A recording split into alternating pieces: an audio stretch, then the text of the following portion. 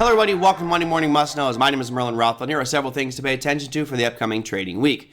Now, let's look at last week real quick. We talked about Jerome Powell, who had multiple meetings in front of the Senate subcommittee talking about the status of the economy and getting grilled by these senators. It was like watching a bad reality soap opera. I watched most of the testimony, and some parts were exciting, some parts were really boring, but you can kind of get a feel as to what he's thinking about the economy going forward, and more importantly, what the politicians are thinking about his actions on our economy.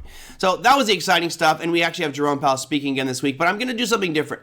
We haven't done this for 2 or 3 weeks now. I'm starting things off with, you guessed it, the earnings calendar. I know we haven't done it for so long. Did you miss me? I'm back. 330 companies reporting this week. We start things off on Monday with Carnival Cruise Lines, which has really faced a lot of pessimism over the past few years, but recently, the past few months, it's done stellar price-wise, really showing some great moves to the upside, maybe some optimism about the upcoming summer, and more people taking cruises because COVID is officially over. On Tuesday, you've got Walgreens Boots Alliance and Schnitzer Steel. Wednesday brings you Micron Technologies and General Mills to see if they can benefit from those falling commodity prices. And on Thursday, probably the bigger day, you've got Rite Aid, you've got Nike, and you've got McCormick and Company.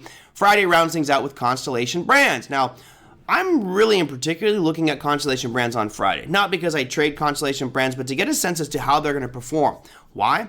Well, remember Anheuser-Busch made what some consider to be a great mistake with their ad campaign for Bud Light. That caused all kinds of ripples and boycotts and protests, and wherever you stand on that, that's fine. It was just an action by that company, and it had a dramatic impact on Bud Light sales. Bud Light went from the number one selling beer in the United States, no longer. The number one beer in the United States right now, Modelo.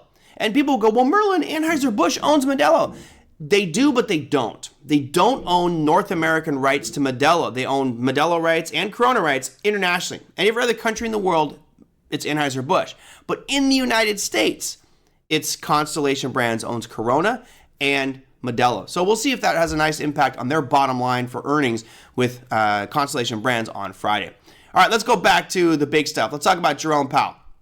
Now, last week, of course, he testified in front of the Senate, talking about a lot of really pertinent issues to the U.S. economy. This week is very different. He's actually talking on a panel. It's called the Policy Panel at an ECB Forum in Portugal. So he'll be in Portugal talking about central banks and what their role should be, I'm sure with other central bankers. So this will give us a bigger perspective, right? What's the big picture look like for central banks and their actions, their policy, and how it impacts?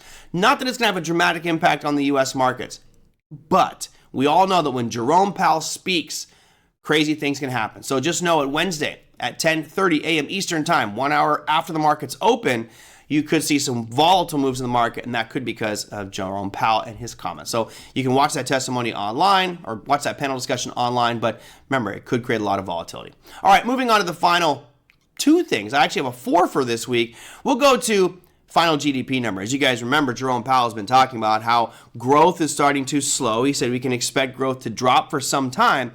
Well, I don't know. The story might be painting a different picture here. We're going to get our Q2 final GDP numbers on Thursday at 8:30 a.m. Eastern Time. That is going to be 1 hour before the markets open. And historically, you want to see this. Well, you'd love to see it at 3, 4, 5%, but we don't have that kind of GDP production in the U.S. Right now, it's showing up at 2.6, and that's annualized. Now, the quarter-over-quarter numbers are very different. Right now, the quarter-over-quarter number is 1.3%, is what it was the previous quarter. The expectations are they're going to jump to 1.4%. So you could see a pop here in the GDP numbers. Remember, what they'll do is they'll take the quarter-over-quarter reading, add it with the other 3 to make up the year, the trailing 3. So we get 4 readings, add those together, and that gives you your annualized year over year, which is what you're seeing on your screen here. So while this one's important, it's already kind of been priced into the market, in my opinion. The one that has not been priced in is the Core PCE Price Index. So we hear so much about inflation, what the Fed is doing to fight inflation, and they repeatedly said that this is the most important metric that they're looking at, which is the Core PCE Price Index. Now, as you can see, starting from those COVID lows there where it went way below zero, it skyrocketed to a much higher level, getting up to 0.5%. I'm excited for this one because we saw some developments happen a couple weeks ago. You had Consumer Price Index as well as Producer Price Index, so CPI and PPI, both come out way lower than expected. In fact, showing contraction, meaning prices declining in that month-over-month period. Not annually, but month-over-month, we saw a decline in price. That's very good for those that are looking at inflation as being this roadblock for the markets, preventing the markets from going higher.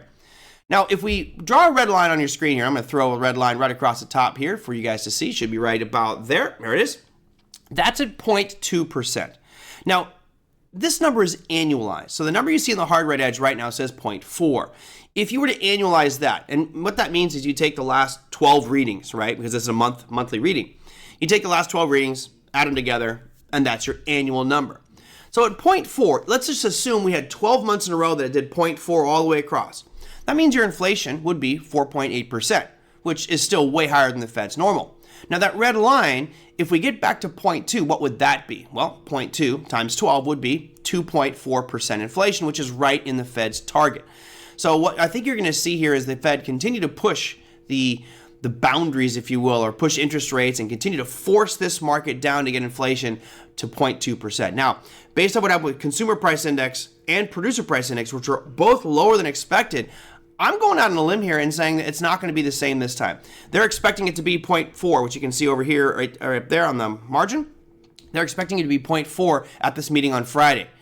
I think it's going to come out at 0.3. I think it's going to be slightly better than expected. And again, not to say this is guaranteed or anything, but if we do see core PCE numbers lower than expected, that's a sign we're getting back to that 2% target for the Fed and puts more, emphasis on the Fed's ability to keep rates where they're at or maybe even lower. Now, the Fed has said they're going to raise one more time by the end of the year, but if inflation continues to decline, that may jump off the table and markets will greet that with euphoria and you should see some buying there. So be careful, have a plan in place. I would not recommend doing anything at the time of the announcement. It's just too volatile. You get too many whipsaws or price action, but this will also be 1 hour before the markets open. So I expect Friday to be probably one of the best trading days of the week.